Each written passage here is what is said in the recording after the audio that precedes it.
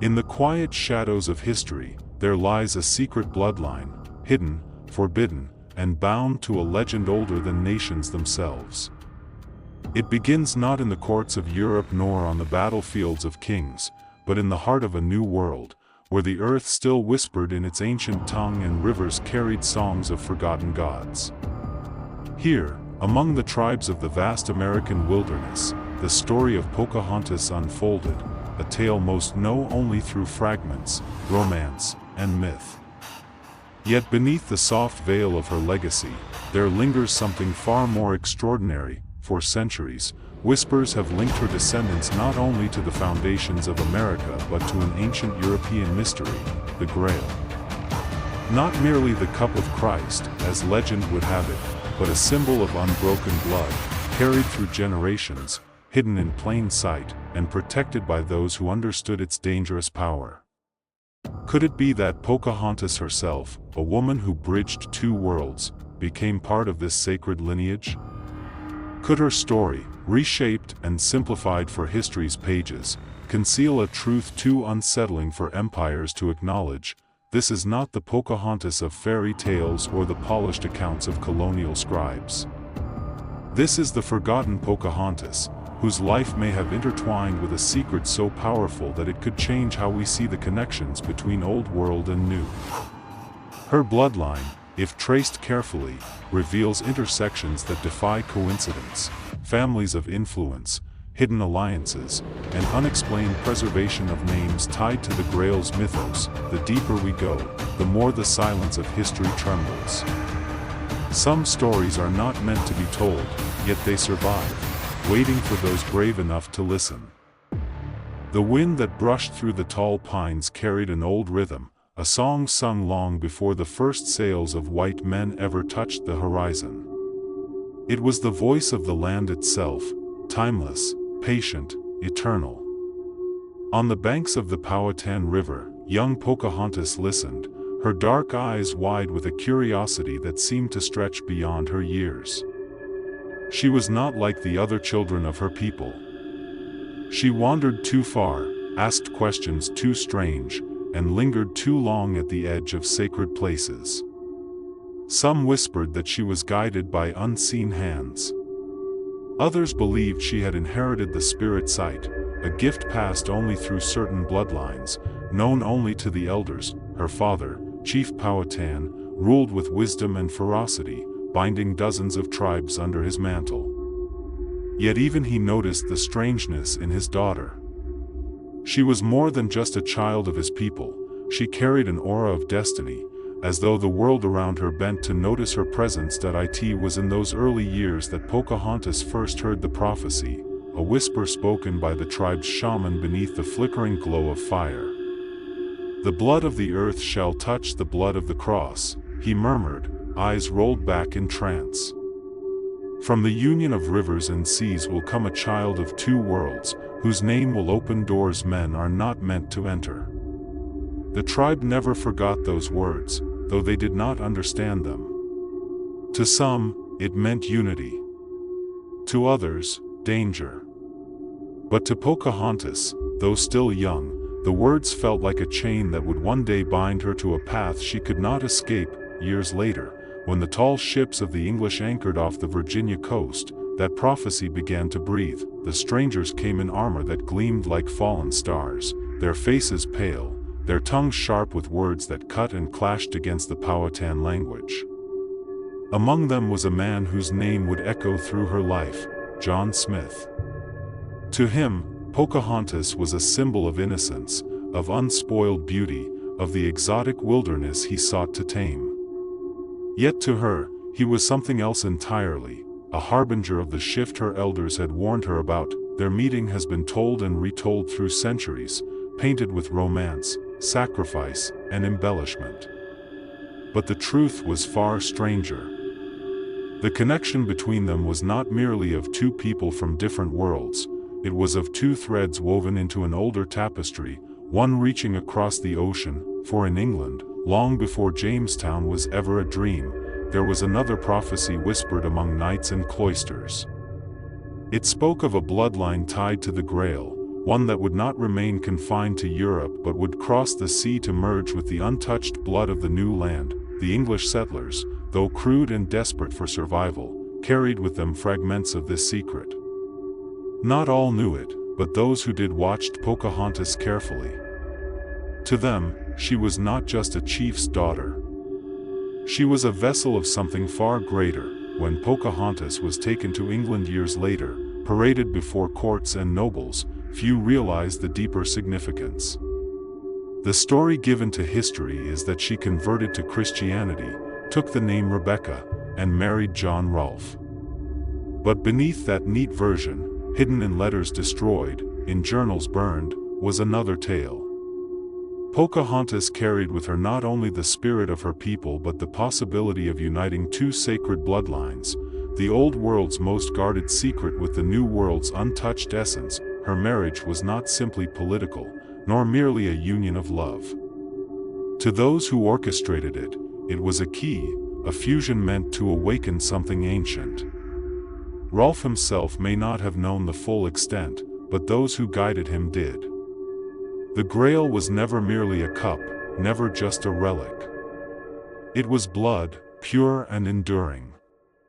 And Pocahontas, unknowingly, became part of its continuation, but legends do not unfold cleanly. They fracture, they twist, they are buried under centuries of doubt. All that remains are fragments, names that survive curiously in powerful families, unexplained references in letters, hints of a lineage that should not exist. Pocahontas's descendants, some argue, moved quietly into the veins of influential houses, their heritage disguised beneath English titles and American prestige. Others whisper that the Grail connection was deliberately erased, hidden by those who feared what might happen if the truth ever surfaced, yet in every silence lies an echo. Stories of strange resilience among her bloodline, of sudden fortunes, of survival when others fell. Connections to Freemasons, to hidden societies, to families who spoke of their ancestry only in guarded tones. The web stretches farther than history books are willing to follow, and here, in the dim light of forgotten records and whispered lore, the question rises: was Pocahontas truly chosen? Was her life not simply the bridge between native and English, but between the mortal and the mythic? History remembers her as the gentle princess who brought peace, the woman who softened the conquest of her people. But the truth, hidden under centuries of silence, may reveal her as the first link in a chain tied not only to America's birth but to the Grail itself. Her story did not end with her death in Gravesend in 1617. Some say it only began there. For the blood she carried did not die with her. It flowed on, weaving silently into history, waiting for the day its secret would awaken once more, and so, the forbidden bloodline begins. The ship cut through the dark waters of the Atlantic like a dagger, its sails heavy with damp air and its hull creaking under the pressure of endless waves. Among the passengers stood Pocahontas, now renamed Rebecca, her gaze fixed on the horizon where England awaited. The people around her saw only a novelty, a princess from the New World, adorned in garments forced upon her, polished to fit the expectations of European courts. But within her heart, she carried more than culture or diplomacy. She carried the weight of something unnamed, something felt but never spoken. The journey itself was a trial. Nights on the rolling sea blurred into whispers of dreams that made her shiver. She saw visions of a chalice spilling over with blood, of knights kneeling in stone halls, of a cross shattering into rivers that stretched across continents. When she told Rolfe, he smiled softly, dismissing her words as the fancies of a young woman anxious about her voyage.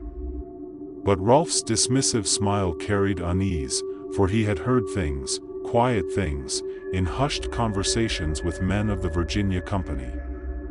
They spoke of her as though she were a vessel, not a woman. When at last the ship docked in Gravesend, the air of England struck her like a cold hand. The sky was pale, the land shrouded in fog, and the people's stares clung to her as though she were both a curiosity and a prophecy made flesh. Nobles flocked to see her. Courtiers whispered. Painters rushed to capture her likeness. But behind their fascination was something sharper: recognition. Some looked upon her with awe, others with fear. They had read the old prophecies, those tucked away in monastic libraries, speaking of a union that would change the world. Among those who approached was a man cloaked in authority, his name rarely spoken outside of select chambers, Lord Henry Arundel, a figure tied deeply to secret circles in London. His family claimed descent from lines older than England itself, and he was one of the few who held manuscripts forbidden to the common eye. When he looked at Pocahontas, his expression was not one of curiosity, but certainty. "She is the one," he murmured to a companion. "The union has been sealed. The Grail flows across oceans now." Unaware of the storm swirling around her, Pocahontas found herself drawn deeper into England's inner circles. She was presented to King James and Queen Anne, who regarded her with the air of monarchs evaluating both treasure and threat. They praised her conversion, admired her grace, but in private, questions lingered. Was her marriage to Rolfe truly a political convenience, or was it part of something more deliberate, something they could not entirely control? Within London, whispers grew louder. The Freemasons, still a shadow in those days, watched her carefully. Certain members believed her blood had merged with a lineage they had long protected. For them, the Grail was not lost but living, carried through veins, passed quietly from generation to generation. And now, with Pocahontas, it had crossed into the New World, ensuring survival beyond Europe's wars and plagues. But prophecy comes with peril. The closer Pocahontas came to the core of England's power, the more enemies she gathered. Some saw her as a bridge of unity, but others feared the disruption of ancient hierarchies. What if the blood of the Grail mingled with a race the old world sought to conquer? What if this union broke the illusion of superiority that held empires together? Letters began to circulate, secret warnings, veiled threats. And then came the illness. History says Pocahontas fell sick on her return journey, her body weakened by foreign climate and disease. But the timing was too precise, too deliberate. Some accounts claim she was poisoned, silenced before she could return to Virginia and cement her influence there. Her death at Gravesend, at only 21, was marked with sorrow, but also relief among certain circles. For them, the threat had been contained. The bloodline, however, had already been set in motion. Her son, Thomas Rolfe, survived. He would grow, live quietly, and leave descendants whose names still scatter through America's history. To the ordinary eye, he was just a child of mixed heritage, neither fully accepted in England nor among the Powhatan. But to those who watched, he was something else, the living vessel of prophecy. The Grail had crossed into him. Decades later, strange patterns emerged. Families linked to Thomas Rolfe rose in influence, holding lands, shaping politics.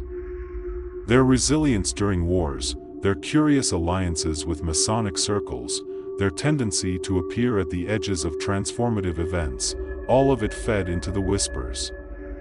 A bloodline had been planted. And though Pocahontas herself had been silenced, her legacy could not be erased. Yet, even as the lineage spread, guardianship fell into question. Who would protect this bloodline from those who sought to exploit it?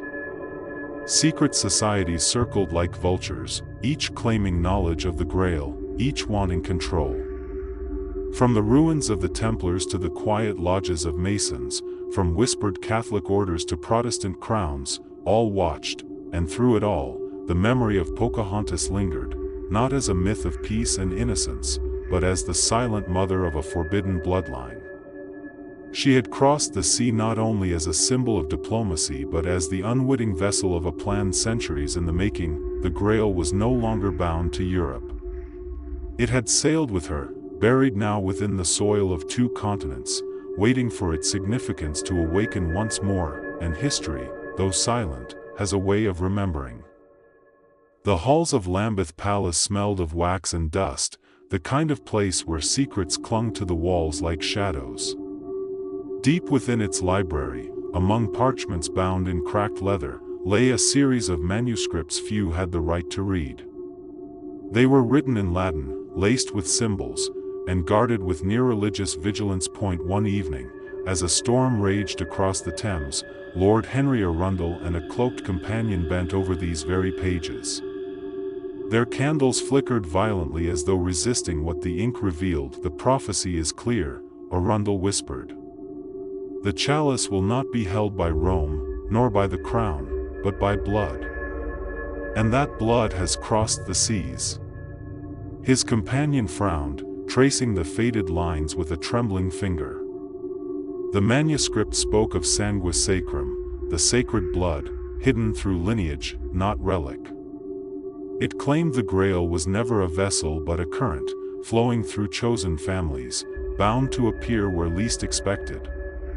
And the latest entry, dated barely a decade earlier, spoke of a union between the daughter of the forest and the keeper of the cross, creating a line that could not be extinguished. "That girl from Virginia," the companion muttered. "Pocahontas." Arundel's lips pressed thin. "Yes. Her son now holds what kings and popes have killed to possess." While London moved on with politics, wars, and trade, a parallel world stirred quietly in hidden lodges and cloisters. The Freemasons, still forming their roots, saw in this bloodline a living Grail that might reshape their vision of a New Jerusalem. Certain Jesuits, sworn to secrecy, tracked every mention of the Rolfe family, hoping to bend fate to Rome's advantage. Even fragments of the old Templar order, scattered and broken, whispered of reclaiming what had slipped through their grasp. Meanwhile, in Virginia, young Thomas Rolfe grew under careful watch. His guardians told him little of his mother's death, and less of her destiny. But he carried in his features a haunting mixture, his mother's strength and father's bearing, that made him stand apart. Visitors came, often under false pretenses, to observe him. They asked questions about his dreams, his health, his temperament.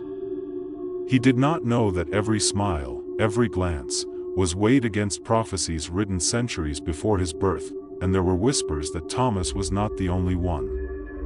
Some claimed Pocahontas bore more than a single child, that records were deliberately erased, that branches of her line were scattered deliberately to prevent extinction.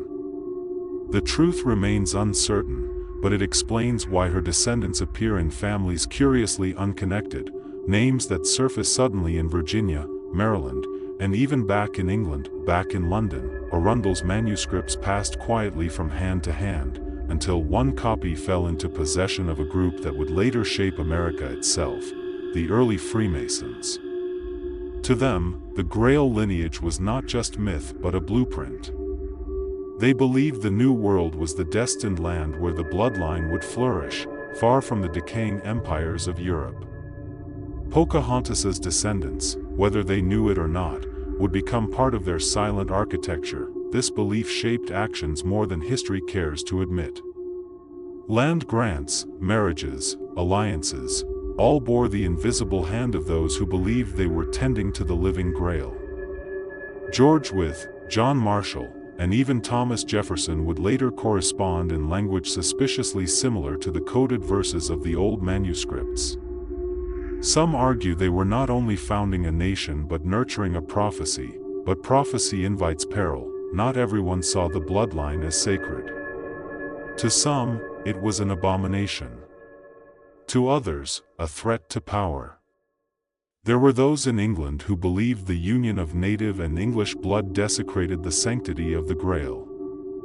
A dark sect, rumored to have emerged from exiled Catholic orders, vowed to erase all trace of Pocahontas's lineage. They called themselves Custodes Puritatis, the guardians of purity. Their goal was clear: if the bloodline could not be controlled, it must be destroyed. Strange accidents began to shadow the Rolfe family. Fires without cause. Sudden illnesses. A drowning with no witnesses. Each incident quietly dismissed, yet in hidden circles, they were recognized as attempts to sever the line. But every time, the bloodline endured. Whether by luck, providence, or something more mysterious, the descendants survived. It is here that history falters, caught between fact and silence. The public record tells us little beyond marriages and estates. But in hidden letters, snippets preserved in Masonic lodges and private archives, we glimpse the weight these families carried. Guard well the child, one letter reads, for in him rests the current of kings. Another speaks of a vein unbroken since the chalice at Golgotha. By the mid-1600s, the line of Pocahontas had already woven itself deeply into Virginian society. Wealthy plantations, political influence, marriages to powerful families, each step cemented their presence. And yet, always, shadows followed. Those who knew the truth worked tirelessly to ensure it remained hidden. For if the world learned that the Grail was no longer a relic but a bloodline, alive, breathing, thriving in America, wars would erupt anew. So the manuscripts were sealed. Some burned. Others locked in Masonic vaults. The story was reshaped. Pocahontas became a tale of peace, of unity, stripped of all dangerous mystery. Her true legacy was buried under the myth of a princess who saved a colony. History gave her a role that could be admired, but not feared. But blood has memory. And though her name was softened for the world, the current she carried moved onward, silent but unbroken, far across the ocean. In the wilderness of Virginia, her descendants grew, unaware of the weight they bore.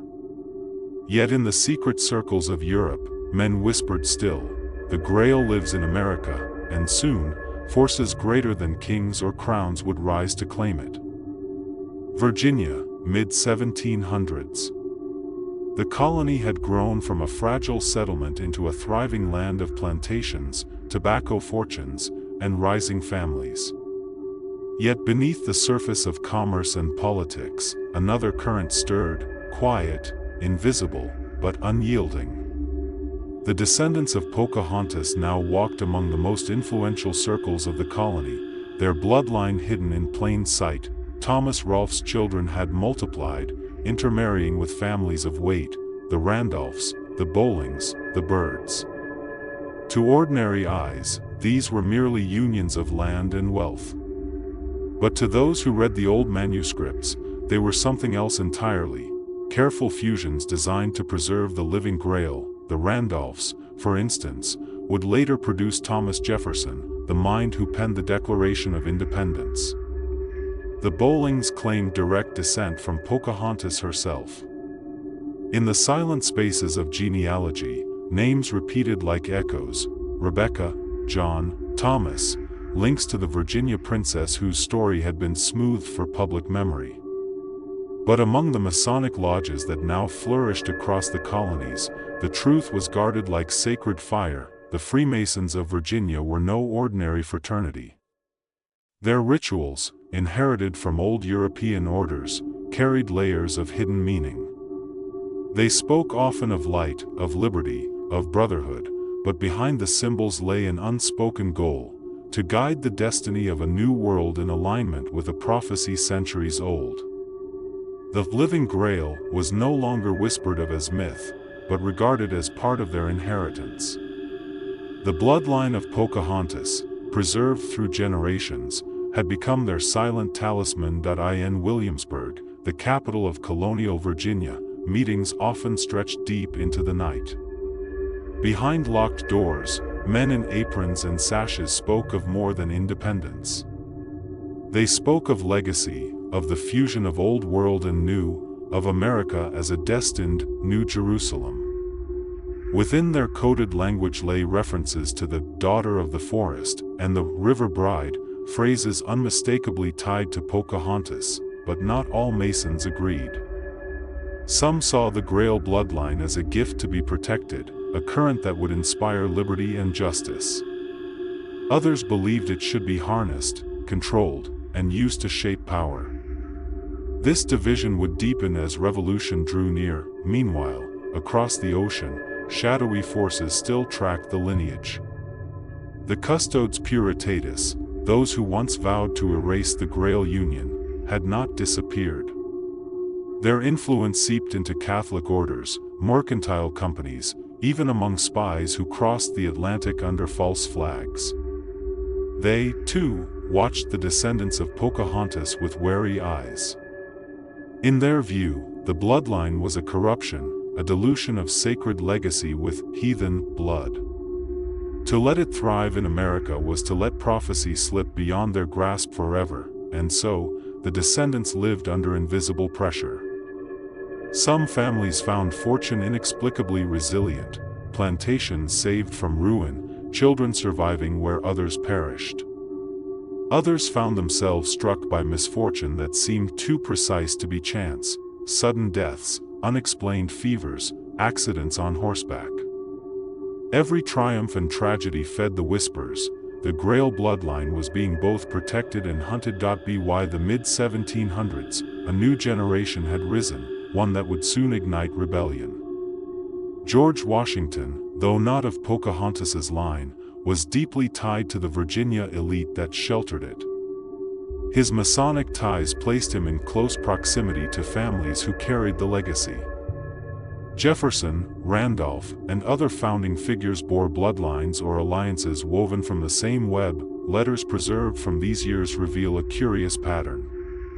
In one, Jefferson wrote to a fellow Virginian of the sacred trust that crosses oceans, whose flame we must guard until the age of liberty dawns.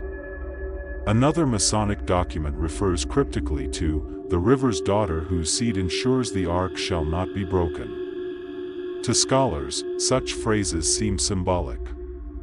But to those who knew the manuscripts, they were clear references to Pocahontas and her descendants. As revolutionary fervor grew, the Grail connection deepened. America was not merely breaking from Britain, it was fulfilling a prophecy. A nation built on liberty, outside the reach of monarchs and popes, could become the vessel where the living Grail bloodline might flourish unchallenged. For the Freemasons who believed in destiny, this was no coincidence. It was the very reason the colonies had risen, but danger followed. In the years leading to revolution, strange events occurred. Couriers carrying secret correspondence vanished on roads. Entire trunks of documents were lost at sea, only to resurface years later in unexpected places. A merchant known to have ties with Pocahontas's descendants was found dead in Boston Harbor, his throat marked with a symbol known only to certain orders. The conflict between freedom and empire was not only political, it was mystical, and yet, through fire and war, the bloodline endured. The Bowlings, the Randolphs, the Jeffersons, each carried strands of lineage that stretched back to the forest child who once danced by the rivers of Virginia. Some embraced the secret, others ignored it, but the current could not be denied. When independence was declared in 1776, it was celebrated as the triumph of liberty. But in certain lodges, the event was read differently, as the sealing of prophecy. The Grail bloodline had survived persecution, crossed oceans, endured poison and silence, and now found itself rooted in a nation free from Europe's grasp. Yet the prophecy did not end there. For even as the new republic rose, whispers warned that the bloodline must remain hidden. If ever exposed, it would draw the wrath of kings, churches, and secret orders desperate to claim it. The founders, whether knowingly or not, built a nation around a paradox: liberty in public, secrecy in private, and somewhere in Virginia's quiet hills, in the homes of families descended from Pocahontas, children grew, unaware of the legacy their veins carried, unaware of the centuries of struggle fought over their very existence, the Grail no longer belonged to Europe. It belonged to America. And it would shape the destiny of a nation more deeply than anyone dared to admit. Philadelphia, 1776. The room was sweltering, heavy with the musk of sweat, ink, and tension. The air buzzed with words that would change the world: liberty, independence, tyranny, rights. Quills scratched across parchment, and the Declaration of Independence began to take shape. Yet for a few men in the chamber, the moment meant more than a political rupture with Britain. Thomas Jefferson, pen in hand, carried within him not only Enlightenment ideals but a legacy unspoken. His family, through the tangled web of Virginia's elite, traced threads back to Pocahontas. Though distant, the blood still flowed, and in private Masonic circles, this was understood. When Jefferson wrote of a new nation founded on principles of freedom, some whispered he was also guarding a prophecy, that the Grail bloodline had found its sanctuary. George Wythe, signer of the Declaration and Jefferson's mentor, once wrote in his private notes, "The current must be preserved, for in it lies the Ark of Promise." Scholars later dismissed the phrase as poetic. But within the coded lexicon of Freemasonry, it was a reference to the sacred bloodline, the living Grail. The revolution itself unfolded like a great storm. Battles at Lexington, Saratoga, Yorktown, each a clash of armies, but also of visions. The British crown sought to crush rebellion, yet among its intelligence circles, another goal flickered: to find and extinguish the bloodline whispered to reside among Virginia's families. Reports survive of British officers making unusual inquiries, demanding lists of marriages, baptisms, and heirs. One intercepted letter even speaks of the river seed, the daughter's vein, a phrase too specific to be mere chance. Amid the chaos of war, the lodges of Freemasons became sanctuaries. Washington himself, though not of the Grail line, was its protector by proxy. He attended secret gatherings where maps of Virginia plantations were studied, not for strategy, but for lineage. Certain families, Randolph, Bolling, Byrd, were placed under discreet guard. Washington's war was for independence, but quietly, it also shielded something older than the nation itself, and yet, dangers multiplied. In New York, agents of the Custodes Puritatis, the shadow order sworn to erase the corrupted Grail, moved with precision. They spread rumors of illegitimacy, sowed divisions, and even plotted assassinations masked as war casualties. One Bolling heir vanished mysteriously after the Battle of Brandywine. A Randolph estate burned under suspicious circumstances, its family records lost forever. Each strike aimed to fracture the bloodline, to erase its continuity from within, but prophecy resists erasure. Just as Pocahontas had survived captivity, her descendants seemed to endure against all odds. Children hidden with distant relatives, marriages kept off public record, secret baptisms in woodland chapels, every measure ensured that even if one branch fell, another would rise. It was not merely survival, it was resilience woven into the marrow of the bloodline. When victory finally came in 1781, the surrender at Yorktown marked more than the end of British power. In the private words of a Virginian Mason, it was the sealing of the covenant. America was free, and with it, the Grail bloodline secured a home beyond Europe's reach, yet freedom brought new challenges. The nation was fragile, its government uncertain, its enemies still watching. Within secret chambers, debates raged: should the Grail lineage remain hidden, or should it be used to legitimize America as the true successor of the sacred legacy? Some argued that revealing the bloodline could unite the new republic under divine destiny. Others feared it would bring endless war, drawing kings and popes back into battle for control of the living Grail. Jefferson, ever the rationalist in public, walked a delicate balance. In private letters, he spoke of truths too dangerous for this age. He believed the bloodline must remain veiled, disguised under the common fabric of American life. The Republic, he argued, should not be founded on myth but on principles, yet he knew the myth pulsed quietly in its veins, thus, the strategy became silence. Genealogies were blurred, records scattered, connections softened until Pocahontas was remembered merely as a symbol of peace, not as the vessel of prophecy. Her descendants became part of America's fabric, senators, judges, generals, planters, but the secret of their blood remained unspoken, and yet, in the lodges, the truth was never forgotten. Rituals were performed in her memory, prayers spoken for the River Bride, whose sacrifice had bridged two worlds. The Grail was no longer sought as an object, it was honored as a living current, carried quietly in the blood of children playing under Virginia's oaks. Still, shadows lingered. The custodes puritatis had not vanished. Their agents, now woven into Europe's aristocracies and even some American loyalist families, kept watch. They believed prophecy had not been fulfilled but betrayed. And they vowed that one day, the corrupted Grail would be cut out root and branch. As the new nation moved toward expansion, Pocahontas's descendants scattered westward, their names shifting, their ties loosening. Some became prominent, others faded into obscurity. But in every generation, a few bore traits noted quietly by those who remembered: resilience beyond explanation, influence disproportionate to circumstance, and dreams of rivers, chalices, and broken crosses. The Revolution had given America independence. But in its shadows, it had also confirmed something far more dangerous: that the Grail was alive, and it lived in the blood of a people who would shape the destiny of a nation. And as the century turned, a question whispered across lodges, libraries, and darkened halls: if the Grail was now American, what destiny awaited the world?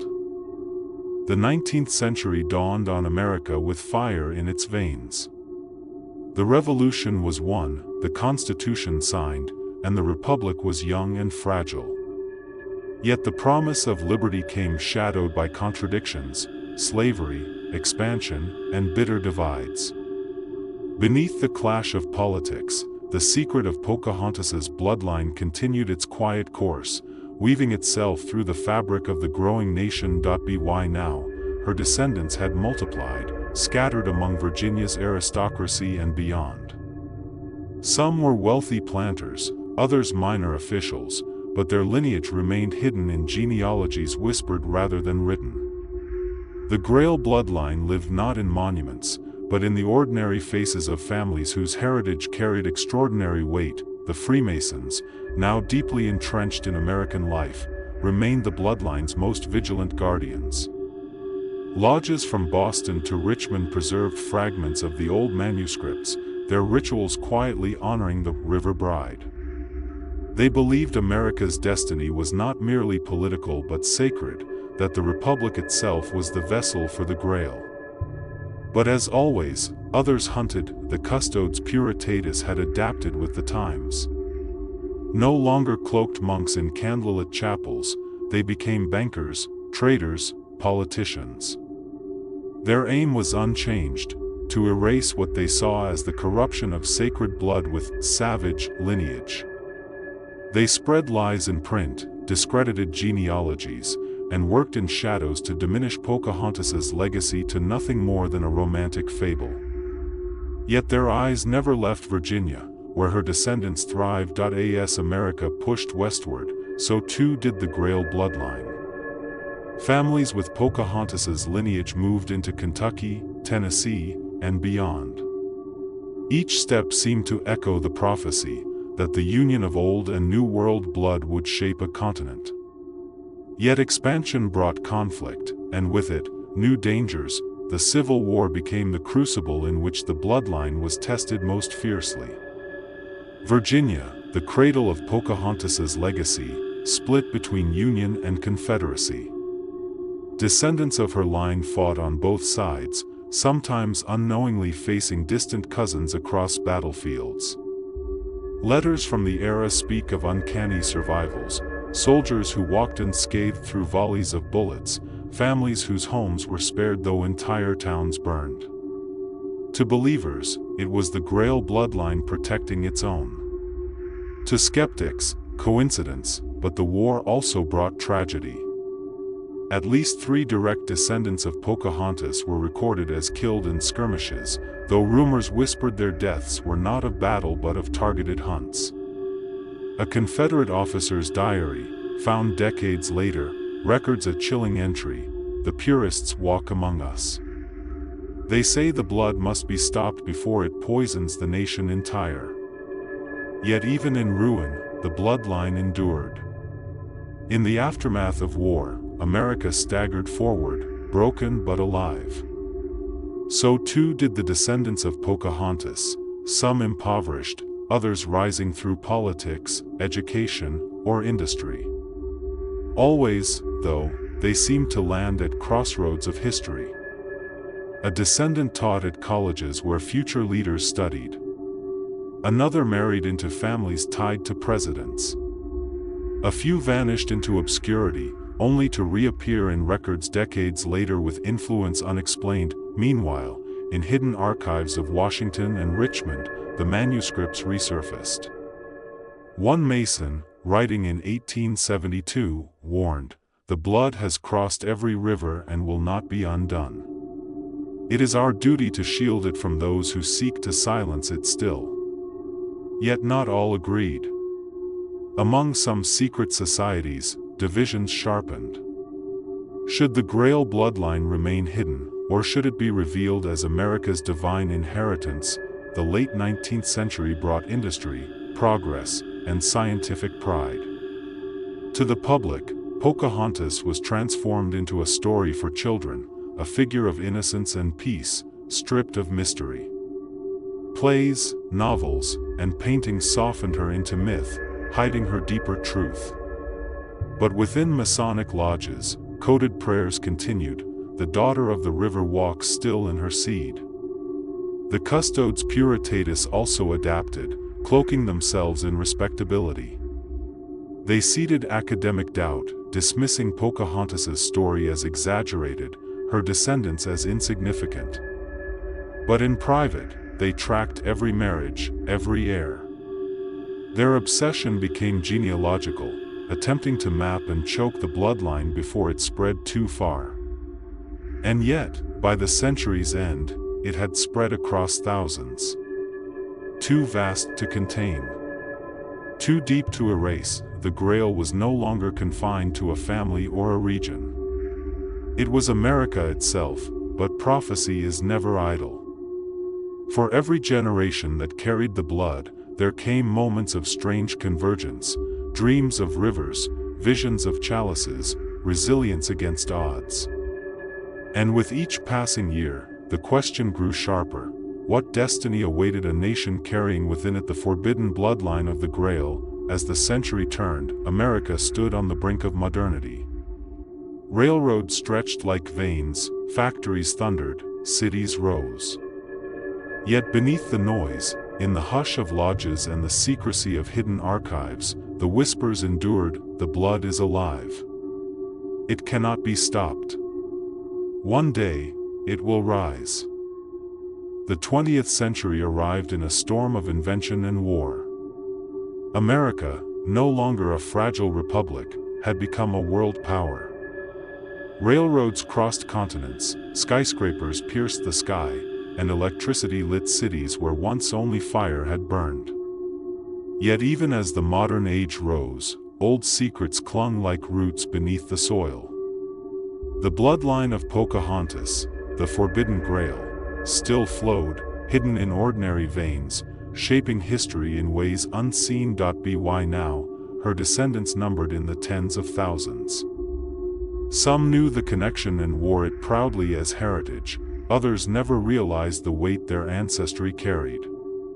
To the public, Pocahontas was a romantic legend, softened by children's books and Hollywood films.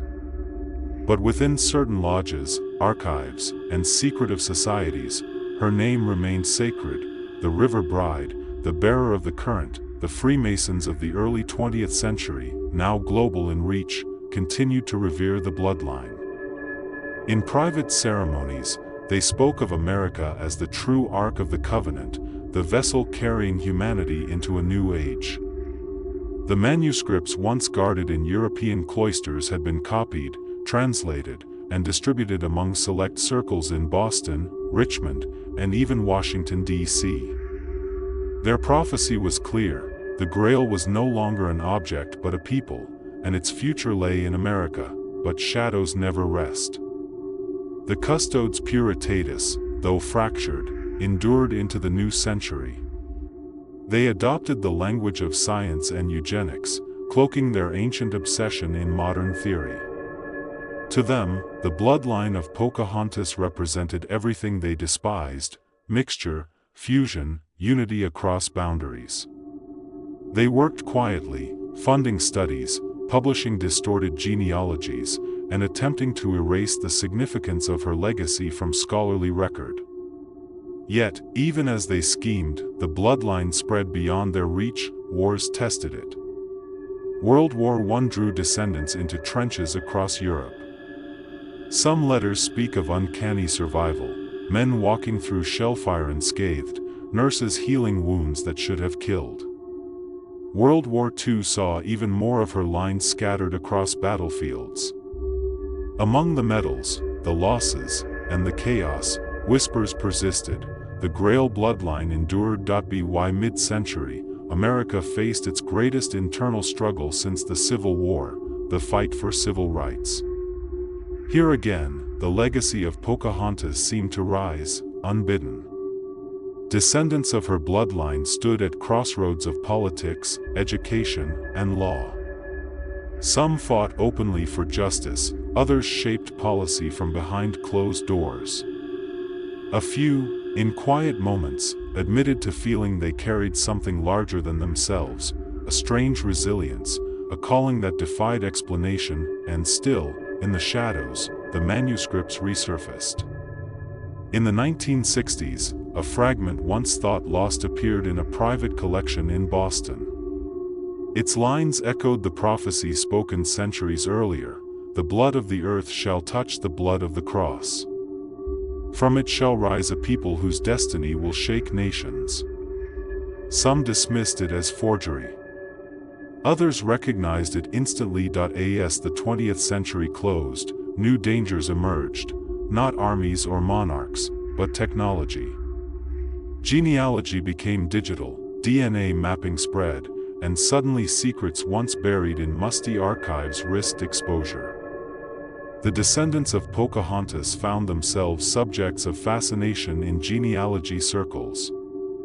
Books were written, websites launched, family trees drawn.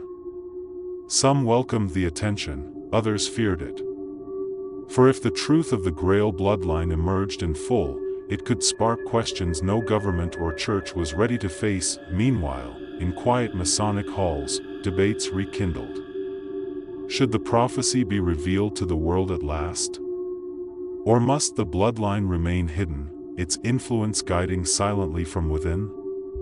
Opinions split, as they had for centuries. Some argued that humanity was ready, that the Grail bloodline, a fusion of old and new, symbolized the unity the modern world needed.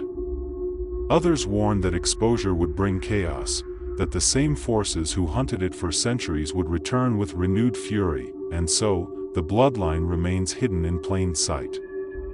Presidents, senators, judges, artists, scientists, many unknowingly trace their roots back to Pocahontas.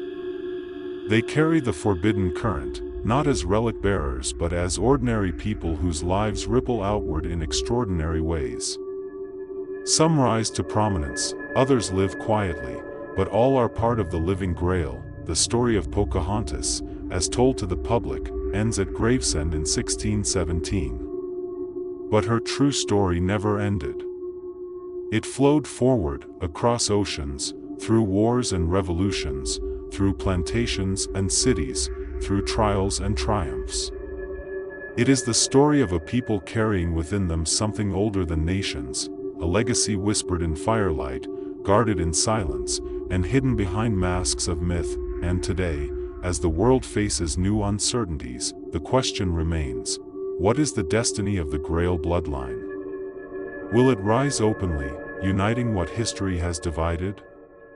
Or will it remain forever veiled, guiding unseen, like a current beneath the surface of the river? Perhaps the answer is already here. Perhaps it beats quietly in the hearts of those who carry the blood, unaware of the centuries that watched them still, for the Grail was never lost. It lives, and it flows in America.